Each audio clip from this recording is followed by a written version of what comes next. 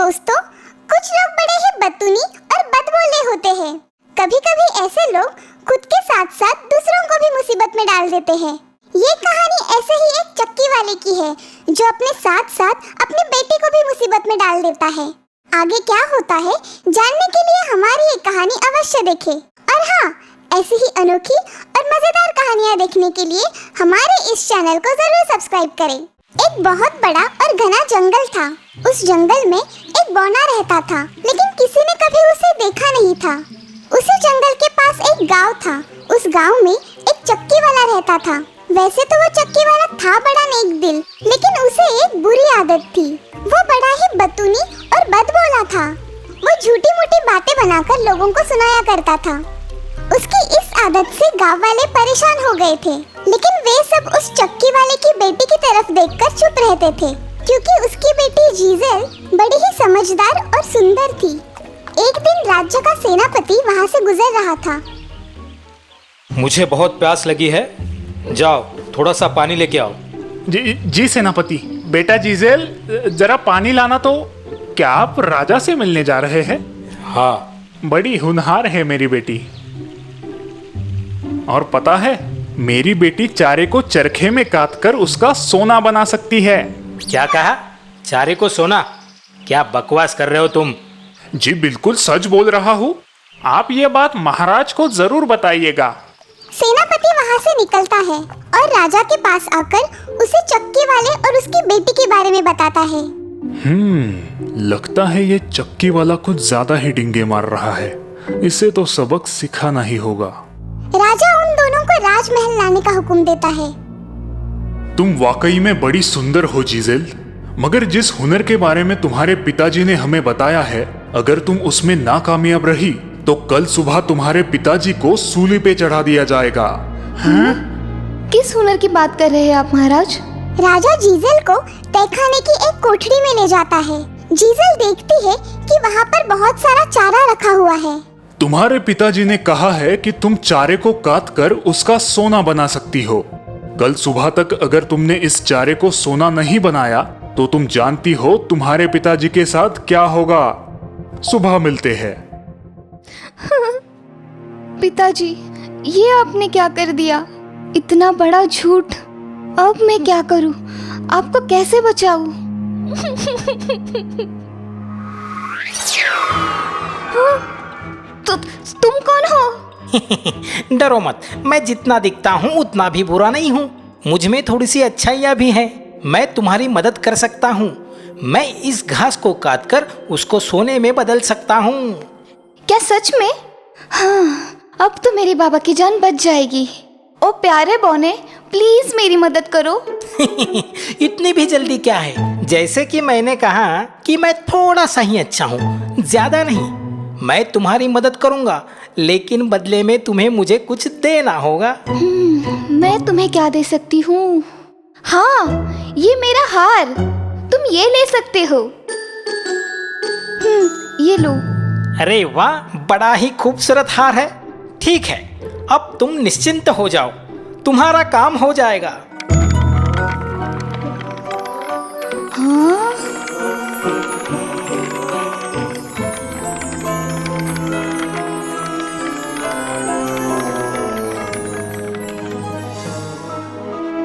सुबह जब जीजेल की नींद खुली, वो दंग रह गई, क्योंकि पूरा तहखाना सोने से भरा हुआ था। राजा ने भी जब ये दृश्य देखा, उसे भी अपने आंखों पर विश्वास नहीं हुआ।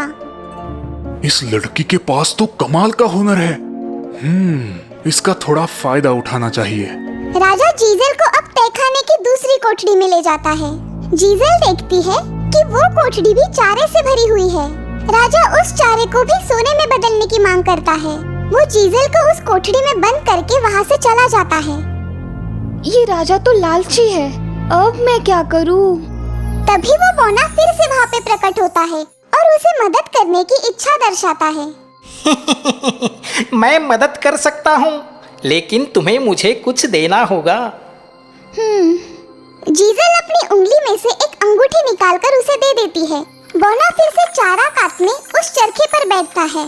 दूसरे दिन जब राजा वहाँ पर आता है, तो उसे वो कमरा भी सोने से भरा हुआ दिखाई देता है। तुम सच में कमाल की लड़की हो। आओ मेरे साथ। राजा उसे अब तहखाने की तीसरी कोठरी में ले जाता है। जीजल, तुम्हारा ये हुनर बड़े काम का है।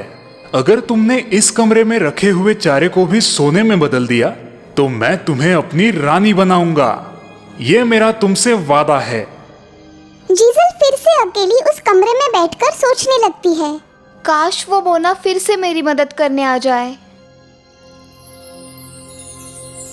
तुमने पुकारा और हम चले आए। बोलो जिसेल, अब तुम बदले में मुझे क्या दोगी? अब मेरे पास तुम्हें देने के लिए कुछ भी नहीं है। फिर तो मैं तुम्हारी बिल्कुल मदद नहीं कर सकता। मैं तो चला। प्लीज प्लीज ऐसा मत करो। अगर इस बार तुमने मेरी मदद की तो राजा मुझे अपनी रानी बना लेगा। फिर मैं तुम्हें जो चाहे दे सकती हूँ। राजा से शादी? ठीक है, तो फिर तुम्हें मुझसे एक वादा करना होगा कि राजा से शादी होने के बाद जो पहला बेटा तुम्हें होगा उसे तुम मुझे दे दोगी। ठीक है, जैसा तुम चाहो, लेकिन प्लीज अब मेरी मदद करो। ये हुई ना बात। अगले दिन राजा उस सोने से भरे कमरे को देखकर खुश हो जाता है और वादे के मुताबिक जीजल को अपनी रानी बना लेता है। इस तरह से अब जीजल उस राज्य की रानी बन जाती है। ऐसे ही 1 साल बीत जाता है। जीजल एक प्यारे से बच्चे को जन्म देती है। हाँ? क्या तुम अपना वादा भूल गई जीजल? तुम्हारे इस बेटे पे सिर्फ मेरा अधिकार है। लाओ, मुझे ये बच्चा दे दो। मैं इसे लेने आया हूँ। नहीं नहीं, ऐसा मत करो। भला एक माँ अपने बेटे को खुद से जुदा कैसे कर सकती है? मुझ पर दया करो। इसके बदले में मैं तुम्हें ढेर सारा सोना दे सकती हूँ। मुझे सोने की कोई जरूरत नहीं। मुझे तो ये इंसान का बच्चा ही चाहिए। तुम अपने वादे से नहीं मुकर सकती। देखो प्यारे बोने, तुमने मुझसे कहा था कि तुम में थोड़ी सी अच्छाई भी है। तुम्हें उस अच्छाई का वास्ता, मेरे बच्चे को मुझसे अलग ना करो। थोड़ी सी अच्छाई, ठीक है। एक बात हो सकती है। लोग मुझे बोना कह के पुकारते हैं, लेकिन किसी को भी मेरा असली नाम पता नहीं हैं? अगर तुम मुझे मेरा असली नाम बताने में कामयाब रही तो मैं यहाँ से हमेशा के लिए चला जाऊंगा। बोलो, है मंजूर? तुम्हारा असली नाम क्या वो रॉबिन है या फिर जेमी? करो करो और कोशिश करो। अल्फ्रेड? नहीं। अल्जर? अल्विन? नो। एडले? बॉबी? बोडन? नहीं। बॉल्टन? नहीं। ब्लैकले? ये भी नहीं। क्रिस्टोफर? कॉनर? कार्टर? कॉलिन? या फिर हो तुम मेलविन, केल्विन? नहीं, नो नेवर। इसमें एक भी नाम मेरा नहीं है। चलो, मैं तुम्हें आज का पूरा दिन देता हूँ, लेकिन अगर तुम कल सुबह तक मुझे मेरा असली नाम नहीं बता सकी तो यकीनन मैं इस बच्चे को मेरे साथ उठा के ले जाऊंगा। मैं क्या करूँ लाडले? इस बौने राक्षस से तुम्हें कैसे बचाऊं? चलो, हम ये राजमहल छोड़कर कहीं पर भाग जाते हैं ताकि वो राक्षस हम दोनों को ढूंढ ना पाए। जीजल चुपचाप बच्चे को लेकर महल से बाहर निकलती है। रात होने तक वो चलती ही रहती है। चलते चलते वो घने जंगल में पहुंच जाती है। तभी उसे अचानक कुछ दिखाई देता है। अरे, ये तो वही बौना है, लेकिन ये यहाँ पे क्या कर रहा है? जीजल एक पेड़ की आड़ में छुप जाती है। कोई ना जाने मेरा नाम, चाहे कर लो तुम कोई भी काम, है वो मुश्किल रखने में याद, कर लो कोशिश तुम भी खास। मैं हूँ रंपलस्टिल्टस्किन, मैं हूँ रंपलस्टिल्टस्किन, मैं हूँ रंपलस्टिल्टस्किन। जीजल खुश हो जाती है और अपने महल वापस आती है। दूसरे दिन वो बौना जीजल के सामने फिर से हाजिर हो जाता है। बोलो जीजल, क्या तुम मेरा नाम बता सकती हो? क्या तुम्हारा नाम विलियम है? नहीं नहीं नहीं। तो फिर जरूर तुम्हारा नाम होगा रॉबर्ट। तुम हार गई जीजल। लाओ, वो बच्चा मुझे दे दो। हाँ, थोड़ा ठहरो प्यारे बोने, मैं और एक बार कोशिश करती हूँ। थोड़ा सा मुश्किल, थोड़ा सा टेढ़ा, थोड़ा सा लंबा और थोड़ा सा क्या तुम्हारा नाम है रंपलस्टिल्टस्किन? ये कैसे हो सकता है? तुम्हें मेरा नाम कैसे पता चला? अच्छा, तो यही तुम्हारा नाम है। बड़ा ही चटपटा और अनोखा नाम है तुम्हारा, रम्पलस्टिल्टस्किन, रम्पलस्टिल्टस्किन, रम्पलस्टिल्टस्किन। बेचारा बोना खुद पे ही नाराज हो जाता है। वो वहाँ से गायब हो जाता है और फिर कभी वापस लौट कर नहीं आता। देखा दोस्तों, बोना राक्षस जीजल की मदद तो करना चाहता था, लेकिन उसके पीछे उसका स्वार्थ छुपा हुआ था। ऐसे लोग दूसरों की मदद हमेशा खुद के फायदे के लिए ही करते हैं। तो दोस्तों, इस कहानी से हमें ये सीख मिलती है कि स्वार्थी लोगों से व्यवहार करते समय हमें हमेशा सावधानी बरतनी चाहिए।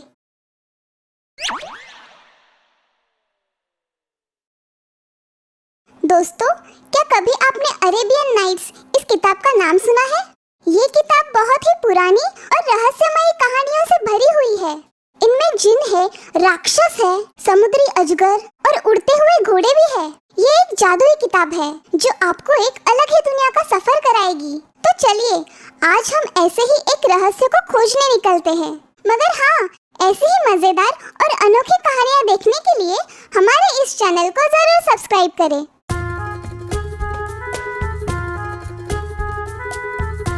बहुत साल पुरानी बात है। प्राचीन इजिप्ट में अब्दुल्ला नाम का एक बहुत बड़ा कपड़ों का व्यापारी था। अब्दुल्ला बहुत ही अमीर था और साथ ही नेक और रहमदिल था। अब्दुल्ला के उस शहर में लगभग 5 दुकानें थी। इतना कुछ होते हुए भी अब्दुल्ला कभी कभी बड़ा उदास रहता था, क्योंकि उसे कोई संतान नहीं थी। वो हमेशा साधु, मौलवी और महंतों की सेवा करता, गरीबों में कपड़े बांटता और दुआ करता कि उसे एक बेटा नसीब हो। आखिर भगवान ने उसकी सुन ली और जल्द ही उसके घर में एक बच्चे का जन्म हुआ। अब्दुल्ला ने बड़े प्यार से उसका नाम सुल्तान रखा। एक दिन अब्दुल्ला ने एक ज्योतिष को घर बुलाया। ज्योतिष ने बच्चे की कुंडली देखी और कहा, ये लड़का शूर है, लेकिन जब ये 16 साल का हो जाएगा तब उस पर बहुत बड़ा संकट आएगा, जिससे उसका जीवन बड़ा ही दुखदायी हो जाएगा। मेरा बेटा शूरवीर है ना, यही काफी है। वो खुद ही उन संकटों से और आपदाओं से जूझ लेगा। कुछ सालों बाद सुल्तान 16 साल का हो गया। अब्दुल्ला के बहुत समझाने पर भी सुल्तान दुकान पर ध्यान न देता। उसका सारा ध्यान खेलकूद में ही लगा रहता था। अब्दुल्ला को अपने बेटे की बहुत चिंता होती। उसी चिंता ने उसे घेर लिया और वो बहुत बीमार पड़ गया और इसी बीमारी में उसकी मौत हो गई। सुल्तान को व्यापार की कोई समझ न थी। इसी वजह से जल्द ही उनका दिवाला निकल पड़ा। जल्द ही उसे अपनी 5 दुकानें बंद करनी पड़ी। अब उसके पास उनका बड़ा सा मकान ही बचा हुआ था, जिसमें वो और उसकी माँ रहती थी। एक दिन रात के समय जब सुल्तान सो रहा था, एक वृद्ध सन्यासी उसके सपनों में आया। सुल्तान बेटा, उठो। आप कौन हो? घबराओ मत, अब मेरी बात ध्यान से सुनो। तुम कल सुबह उठकर ईरान देश के लिए निकल पड़ना। वहाँ तुम्हारा नसीब झगमगा उठेगा। इतना कहते ही वो सन्यासी गायब हो गया। सुल्तान नींद से जाग गया और उसने वो बात अपने माँ को बताई। बेटा, सपने कभी सच नहीं होते, उन पर विश्वास कैसे किया जाए? लेकिन माँ, मुझे ये सपना सच लग रहा है, और जो सन्यासी मेरे सपनों में आया था वो भी बड़ा शक्तिशाली लग रहा था।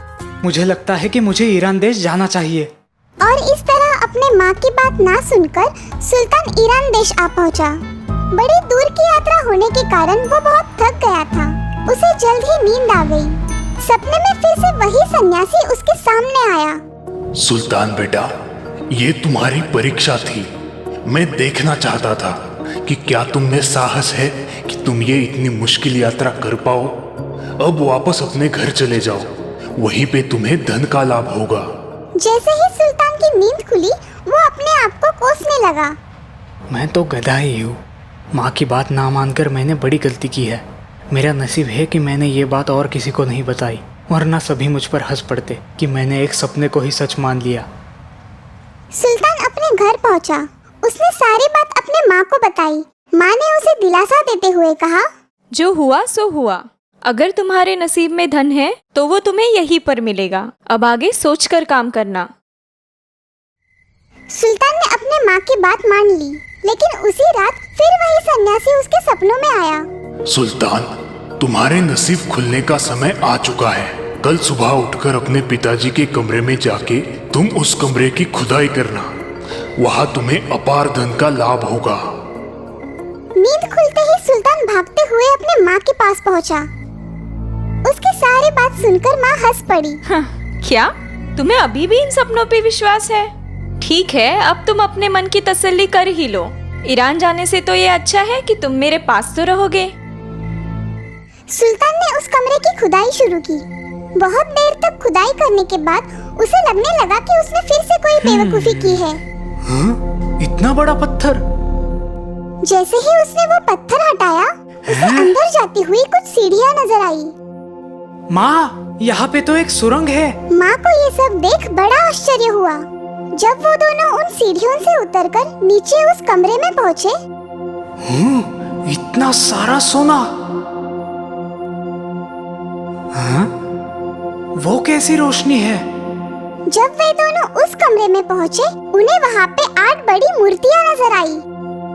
हाँ? इतनी सारी सोने की मूर्तियाँ, और इनमें तो हीरे जड़े हैं। माँ और सुल्तान दोनों को बड़ा आनंद हुआ, लेकिन तभी एक बात सुल्तान को नजर आई। माँ, यहाँ पे एक मूर्ति कम है। 8 मूर्तियाँ सोने की थाली पर खड़ी है, लेकिन जरा देखो, यहाँ पर एक थाली खाली है। उस थाली पर कुछ लिखा हुआ था। सुल्तान उसे पढ़ने लगा। बधाई हो बेटा, ये 8 मूर्तियाँ और ये धन तुम्हारा है।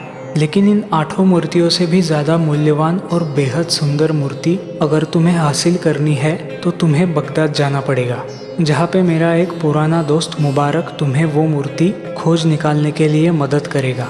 सिर्फ वही एक आदमी है जो तुम्हें मदद कर सकता है। माँ, मुझे वो 9वीं मूर्ति हासिल करनी है। आप मुझे बगदाद जाने की इजाज़त दीजिए। मैं अब तुम्हें नहीं रोकूंगी सुल्तान। तुम पर अल्लाह की मर्जी है, वो तुम्हें कामयाबी दे। इस तरह जहाज से सफर कर सुल्तान अब बगदाद आ पहुंचा। मुबारक बगदाद का एक नामचीन व्यापारी था। उसकी मसालों की दुकान थी।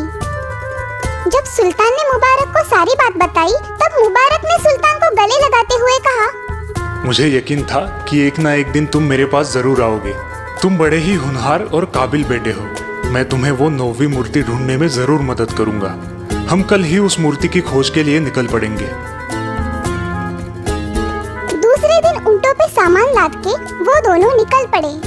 शहर से थोड़ा दूर जाते ही उन्हें एक जंगल लगा। अब यहाँ से हमें पैदल जाना पड़ेगा। ऊंटों को वही छोड़ वे दोनों जंगल के अंदर घुस गए। जंगल बड़ा ही डरावना था। कुछ दूर जाने पर उन्हें एक गुफा लगी। हमें इस गुफा में से अंदर जाना पड़ेगा। तुम्हारे पास जो मशाल है उसको जलाओ।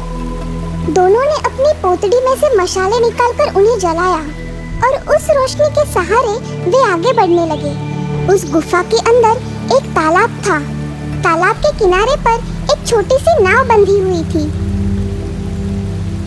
अपनी मशाल बुझाओ, और जब तक इस नाव में से हम ये तालाब पार नहीं करते, अपने मुंह में से एक भी शब्द मत निकालना, क्योंकि इस तालाब में पिशाचे रहते हैं। अगर तुमने आवाज की तो वो तुम्हें निगल लेंगे।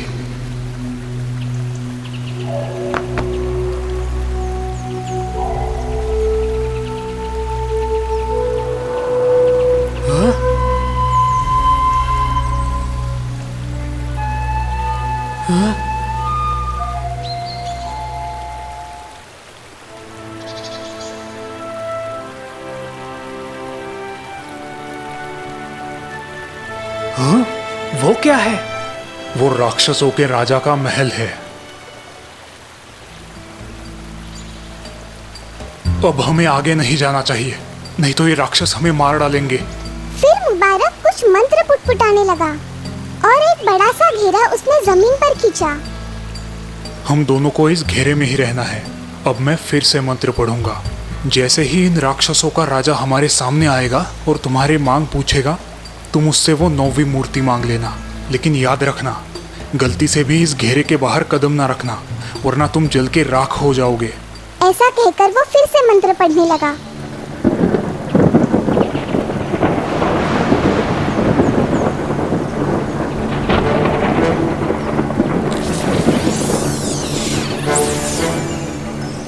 सुल्तान, आखिर तुम यहाँ तक आ ही पहुंचे। मैं ही वो वृद्ध सन्यासी हूँ जो तुम्हारे सपने में आता था। हाँ? मैंने ही तुम्हारे पिताजी को भी मदद की थी और तुम्हें भी करना चाहूंगा, लेकिन इसके बदले में तुम्हें मेरा एक काम करना पड़ेगा। जी हाँ हुजूर, आप जो भी कहोगे मैं करूँगा, लेकिन वो 9वीं मूर्ति आप मुझे दिलवा दीजिए। जरूर जरूर, लेकिन उस 9वीं मूर्ति के बदले तुम्हें मेरे लिए एक बड़ी ही खूबसूरत लड़की लानी पड़ेगी जिससे मैं शादी कर सकूं। लेकिन याद रखना, वो लड़की ना कि सिर्फ खूबसूरत होनी चाहिए, बल्कि मन की सच्ची, दयालु और निष्कपट भी होनी चाहिए। हुजूर, मैं ऐसी लड़की तो ढूंढ लूँ जो खूबसूरत है, मगर उसके दूसरे गुण मैं कैसे जान पाऊंगा? मुझे ये कैसे समझ आएगा कि वो मन की सच्ची और निष्कपट है? मैं तुम्हें एक आईना देता हूँ, जिसमें झांकते ही वो आईना हंसने लगे तो जान लेना कि वही लड़की निष्कपट और मन की सच्ची है। तुम उसे मेरे पास ले आना, उसमें गलती मत करना, वरना मैं तुम्हारा सारा धन छीन लूंगा। ऐसा कहकर एक बड़ा ही खूबसूरत सा आईना उसने सुल्तान को भेंट दे दिया। फिर मुबारक और सुल्तान नाव में से वापस आए। सुल्तान अब सोच में पड़ गया कि आखिर ऐसी लड़की उसे कहाँ मिलेगी। सुल्तान, तुम्हारी उलझन का हल मेरे पास है। बगदाद शहर में एक से बढ़कर एक बड़ी खूबसूरत लड़कियां हैं। हम ऐलान करके हमारे महल पर उन लड़कियों के लिए एक बड़ी दावत रखेंगे और एक एक कर उन सभी लड़कियों को उस आईने के सामने लाएंगे। शहर में ऐलान किया गया। इस शहर की तमाम नौजवान और खूबसूरत लड़कियों को ये दावत दी जा रही है। हुजूरे आला मुबारक जी के पास एक बड़ा सा जादुई आईना है जो इन लड़कियों में से एक सबसे खूबसूरत लड़की को चुनेगा और फिर उसे 10,000 सोने के मोहरे इनाम दिए जाएंगे। अब शहर में बड़ी हलचल मच गई। सभी लड़कियां सज धज कर दावत के लिए आ पहुंची, लेकिन जैसे ही वो आईने के सामने खड़ी होती, आईना जोर जोर से रोने लगता और लड़कियां शर्माकर और घबराकर वहां से भाग जाती। धीरे धीरे सभी लड़कियां महल में से मायूस होकर चली गई। यह आईना तो रोते ही जा रहा है। हाँ? आईना हंस रहा है, ये कैसे हुआ? वो दोनों दौड़ते हुए उस कमरे में आ पहुँचे। उन्होंने देखा कि उस घर की नौकरानी की लड़की उस आईने के सामने खड़ी है और उसे देख वो आईना जोर जोर से हंस रहा है। मुझे माफ कीजिए हुजूर, इस आईने के सामने आने का मेरा इरादा न था, लेकिन मैं इस कमरे को साफ कर रही थी। मुझे लगा कि इस आईने को भी साफ किया जाए, और जैसे ही मैं इस आईने के सामने आई, ये जोर जोर से हंसने लगा। इसमें मेरी कोई गलती नहीं है, मुझे माफ कीजिए। तुम्हारा नाम क्या है? जुबैदा, मैं यहाँ की नौकरानी नफीजा की बेटी हूँ। सुल्तान, बेटा जिसे हम ढूंढ रहे थे वो तो हमारे पास ही थी। घबराओ मत बेटी, हम तुम्हें इनाम देंगे। जुबैदा की माँ को बुलाकर उसे सारी बात समझाई गई। जुबैदा उनके साथ चलने के लिए तैयार हुई, लेकिन जुबैदा को इस बात का पता न था कि वो उसे एक राक्षस को सौंपने वाले हैं। जुबैदा को साथ लेकर वो उस राक्षस की नगरी की तरफ जाने लगे, लेकिन सुल्तान को ये बात अब बिल्कुल ही पसंद नहीं आ रही थी कि वो एक लड़की को अपने स्वार्थ के लिए एक राक्षस को सौंप रहा है।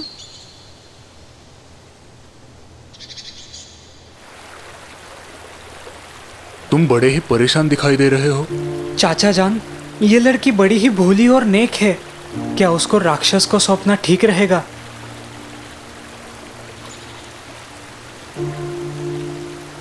वो हमारी गुलाम है, हम उसे जरूर बेच सकते हैं। लेकिन अपने स्वार्थ के लिए मैं इस लड़की की बलि क्यों दूं? क्योंकि तुमने यही वचन उस राक्षस को दिया है।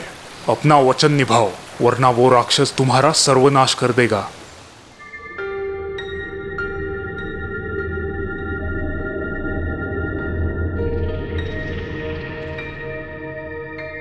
सुल्तान को ये बात सहन न हो पाई और वो रोने लगा। जब जुबैदा को इस बात का पता चला, तब उसने सुल्तान को समझाया कि इसमें उनकी कोई गलती नहीं है और वो खुद उस राक्षस से शादी करने के लिए तैयार है।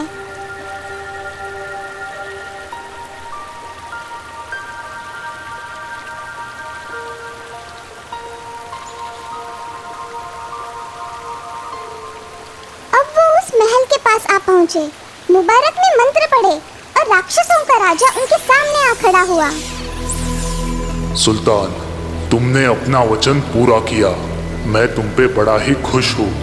अब घर वापस जाओ, तुम्हें वो 9वीं सबसे मूल्यवान मूर्ति मिल जाएगी। सुल्तान ने जुबेदा को उस राक्षस को सौंपा। सुल्तान बड़ा ही मायूस होकर घर लौट आया।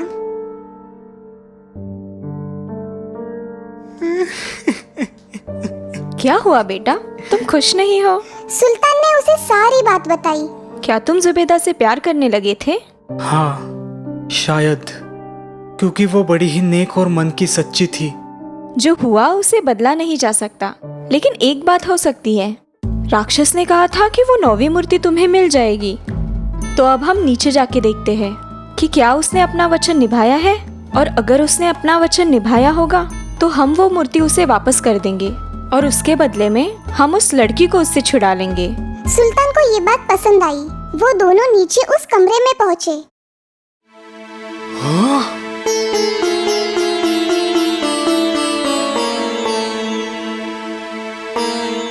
मालिक, वो 9वीं मूर्ति मैं ही हूँ जिसे उस राक्षस ने आपको भेंट स्वरूप दिया है। जुबेदा को वहाँ पाकर सुल्तान को बड़ा हर्ष हुआ। तभी वो राक्षस वहाँ पे प्रकट हुआ, लेकिन अब उसका रूप एक राक्षस की तरह विकराल और भयानक नहीं था। मैं यक्ष हूँ, स्वर्ग में रहता हूँ। ये तुम्हारी परीक्षा थी और तुम उसमें सफल हुए। यही वो 9वीं मूर्ति है जो किसी सोने, हीरो या मोतियों से भी ज्यादा मूल्यवान है। और मैं ये चाहता हूँ कि तुम इससे शादी करो और एक खुशहाल जिंदगी बिताओ।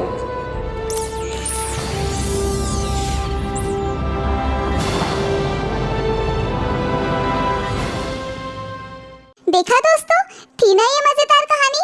किसी भी रहस्य को उजागर करने के लिए आपको उसकी तह तक जाना जरूरी होता है। सुल्तान में वो लगन और चाहत भी थी, इसीलिए वो मूर्ति के रहस्य को ढूंढ पाया। मेहनत, लगन और चाहत, यही वो 3 रास्ते हैं जो इंसान को उसके मकाम तक पहुंचने में मदद करते हैं। थी ना मजेदार कहानियाँ? तो चलिए अब जल्दी से हमारे चैनल को सब्सक्राइब कीजिए और हाँ, बेल आइकन पर क्लिक करना ना भूलें।